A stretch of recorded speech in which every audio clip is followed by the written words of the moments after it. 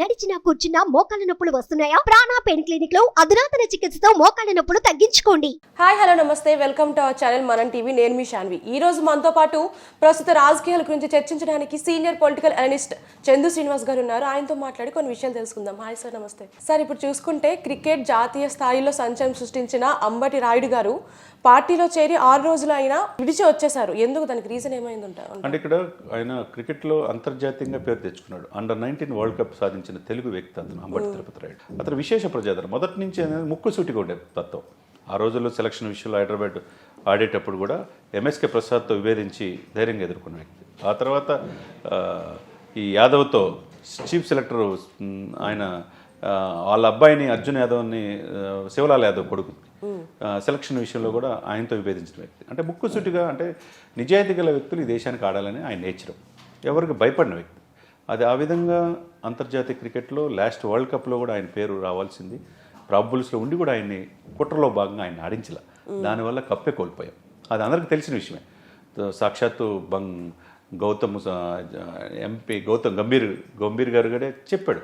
నలుగురు ఎవరైతే ఇండియన్ క్రికెట్కి సెలెక్టర్లు ఉన్నారో నలుగురు జీవితకాలం సాధించలేదు, 1 ఇయర్లో సాధించాడు. అటువంటిది అంబటి రాయుడిని వరల్డ్ కప్కి ఆడించకపోవడం చేసిన తప్పు అనేది అందరూ అంగీకరించారు. తర్వాత రవిశాస్త్రి కూడా అంగీకరించారు. సరే, కాలం ఏదైనా కానీ ఐపీఎల్లో తనకంటూ చెన్నై ఆడినా ముంబై ఆడినా అతను ఆడిన ప్రతి మ్యాచ్లో విన్ అవుతుంది డెఫినెట్గా.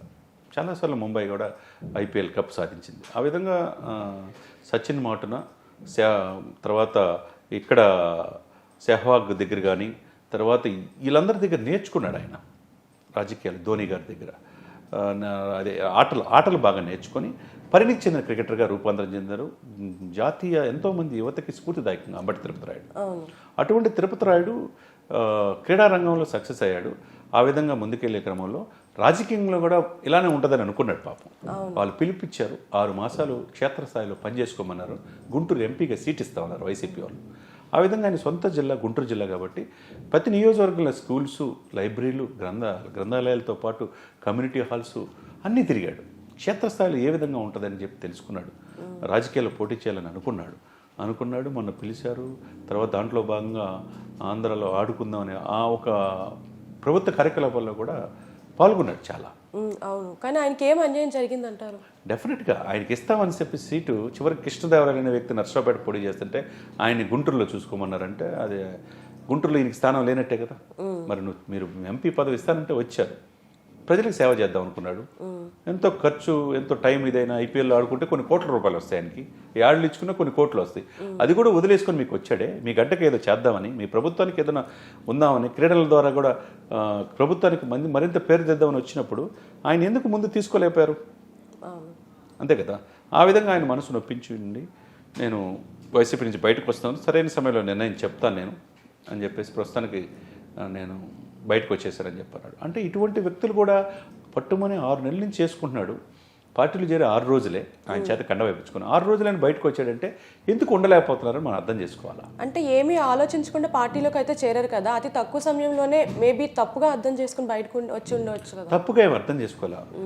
జగన్మోహన్ రెడ్డి గారి సైకాలజీ అందరికీ అర్థం కాదు.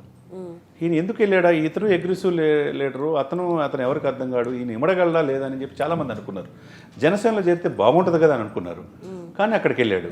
ఇప్పుడు అక్కడ ఏంటంటే గుంటూరు కాన్స్టిట్యున్సీ ఏంటంటే 3.5 లక్షల కాపు ఓట్లు ఉన్నాయి. ఈయన అంబటి తిరుపతి రాయుడు కాపు వర్గానికి చెందిన వ్యక్తి. ఇప్పుడు ఈయన డెఫినెట్గా పక్కా సీటు గెలిచే అవకాశం. అటువంటి సీట్ని ఒక రకంగా ఎవరిచ్చిన ఫీడ్బ్యాక్ ప్రకారం ఆయన రాయుడిని వదులుకోవడం అని వైసీపీ చేసిన బ్లండర్ మిస్టేక్. ఇదే సమయంలో జనసేన, టీడీపీ వాళ్ళు ముఖ్యంగా పవన్ కళ్యాణ్ గారు, వీళ్ళు చంద్రబాబు నాయుడు గారు అంబటి రాయుడిని సంప్రదిస్తున్నట్టుగా తెలుస్తుంది. అదే జరిగితే కనుక పక్కా సీటు అది గుంటూరు అవుతుంది. ఎందుకంటే అక్కడ గల్లా జయదేవ్ గతంలో పోటీ చేసి గెలిచిన ఆయన ప్రజల దగ్గర అందుబాటులో లేడు. రేపు పోటీ చేస్తాడని కూడా ఇది లేదు.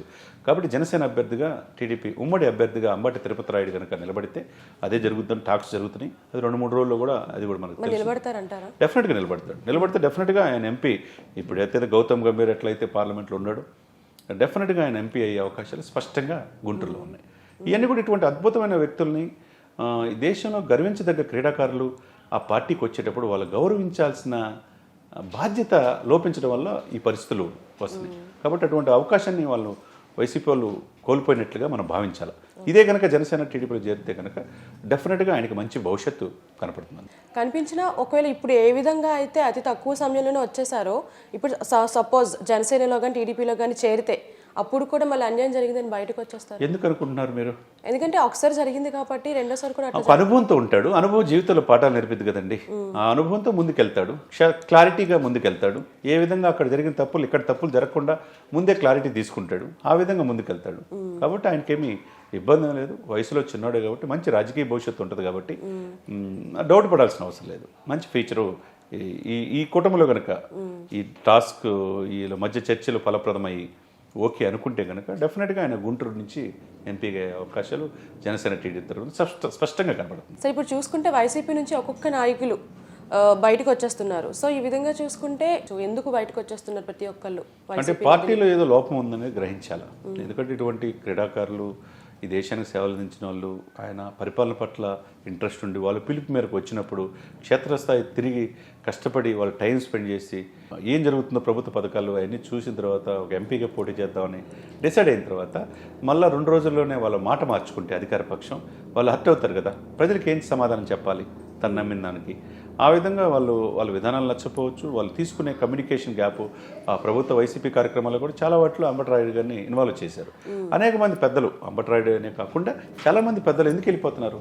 ఎక్కడో కమ్యూనికేషన్ గ్యాప్, సీఎంకి మంత్రులకి సంబంధం లేకపోవటం, క్షేత్రస్థాయిలో మధ్యలో సజ్జల రామకృష్ణారెడ్డి గారు, విజయసాయి రెడ్డి లాంటి వాళ్ళు ఉంటాం. లేకపోతే 6 రోజుల్లోనే ఆయన జెండా కండవ కప్పించుకొని ముఖ్యమంత్రి గారి ద్వారా ముఖ్యమంత్రి ఎవరిని అంత దగ్గరగా ఆలింగనం చేసుకోడు. ఆయన గట్టిగా కౌగిలించుకున్నాడు అంబటి తిరుపతి రాయుడిని. అటువంటి వ్యక్తే బయటకు వచ్చాడంటే ఇంకా ఎవరు మిగులుతారు? కాబట్టి ఎక్కడో తెలియని కమ్యూనికేషన్ గ్యాప్ కావచ్చు, వాళ్ళు రిసీవ్ చేసుకున్న తీరులో కావచ్చు, వాళ్ళకి ఇచ్చిన కమిట్మెంట్ నిర్వర్తించలేకపోవడం కావచ్చు, ఇవన్నీ కారణాల వల్ల వైసీపీ పార్టీ అధికార పార్టీ చేసిన తప్పు వల్లే ఆయన హట్టయ్యే బయటకు వచ్చాడు అనేది స్పష్టంగా కనపడుతుంది. అంటే చాలా మంది నాయకులు, పెద్ద పెద్ద నాయకులే వైసీపీలో ఉన్నారు. మరి వాళ్ళ ఆలోచన విధానం తప్పు అని అనుకోవచ్చా? అంటే వాళ్ళు తప్పని ఎందుకని అంటే టికెట్ రాని వాళ్ళు ఎవరైనా కానీ నేను సత్యులునే అనుకుంటారు బయటికి వెళ్ళి. కాపు రామచంద్రరెడ్డి అయితే చివరికి ప్యాలెస్కి తాడికొండ ప్యాలెస్కి జగన్మోహన్ రెడ్డి గారి ప్యాలెస్కి వెళ్ళి దండం పెట్టి నేను వెళ్ళిపోతున్నాను, నేను పోటీ చేస్తాను, నాకు టికెట్ ఇవ్వలేదు, మోసం చేశాడు జగన్ అని చెప్పి దండం పెట్టి వెళ్ళాడు. అట్లా చాలామంది, సీతాకృష్ణారెడ్డి కావచ్చు, నెల్లూరు నుంచి కావచ్చు, పంచకెల్ రమేష్ విశాఖపట్నం కావచ్చు, దాడి వీరభద్ర కావచ్చు, శ్రీరామచంద్ర కావచ్చు, అనేక మంది వీళ్ళు ఎందుకు వెళ్తున్నారు? ఏదో లోపం ఇక్కడ కమ్యూనికేషన్ సీఎం గారికి వీళ్ళకి మధ్య అనేక లేయర్లు ఫామ్ అయ్యాయి. ఒకవైపు విజయసాయి రెడ్డి వర్గం ఒకటి, వి సుబ్బారెడ్డి వర్గం ఒకవైపు, సజ్జల రామకృష్ణారెడ్డి వర్గం ఒకవైపు. ఇన్ని వర్గాల మధ్య ఈ పార్టీల అంతర్గత కుమ్ములాట్లో మంచి గొప్ప వ్యక్తులు అంబటి తిరుపతి రాయుడు లాంటి వాళ్ళని లాస్ అవ్వటం, ఇది చాలా బ్యాడ్ ఇండికేషన్ కదా. ప్రజల్లో ఇది చూస్తూ ఉంటారు కదా, మంచి క్రికెటర్ని వస్తే ఎంపీ అయ్యేవాడు, ఆయన వల్ల మిగతా కాన్స్టిట్యున్సీలు కూడా క్రికెటర్ని తీసుకున్న ఇంపార్టెన్స్ ఉండేది కదా పార్టీ మొత్తం. అది అవకాశాన్ని వైసీపీ కోల్పోయింది. మరి ఆయన క్రికెట్ రంగంలో రాణించారు కదా, రాజకీయాల్లో కూడా రాణించగలరు అని అనుకో. డెఫినెట్గా రాణించగలరు. ఎందుకంటే గ్రాస్ రూట్లో 6 నెలలు క్షేత్రస్థాయిలో ఉన్నాడు కదా, ప్రజలకు ఏం కావాలో తెలుసుకున్నాడు కదా, ప్రభుత్వ కార్యక్రమాలు ఏంటి, దాన్ని ఇంప్లిమెంట్ అవుతున్నాయా లేదా, ప్రజలకి ఏమైతే నీడ్ ఏంటి అనేది తెలుసుకున్నాడు కాబట్టి అక్కడే పుట్టాడు కాబట్టి ఆ గడ్డకి ఏదో చేద్దామని తపరతో ఆయన వెళ్ళి ఇంట్రెస్ట్గా ప్రభుత్వ కార్యక్రమాలు బాగున్నాయి, ప్రభుత్వం తరపున అవకాశం ఇస్తే పోటీ చేస్తున్నారు. వాళ్ళే పిలిచారు, ముందు వాళ్ళే పిలిస్తే వెళ్ళాడు తప్పితే ఈయనంతటి నెల పిలిచి పొమ్మనకుండా పొగబెట్టినట్టు 6 మాసాలు ఆయన చేత పని చేయించుకొని ప్రభుత్వ కార్యకలాపాల్లో ఆయన ఉపయోగించుకొని ఇట్లా అవమానించడం తప్పు కదా. ఆ విధంగా హర్ట్ అయ్యి ఆయన బయటకు వచ్చాడు అనేది మనకి తెలుసు. సో మరి చూడాలి అంబటి రాయ్ గారు తర్వాత స్టెప్ ఏం వేసుకుంటారు అనేది. So thank you sir. Thank you.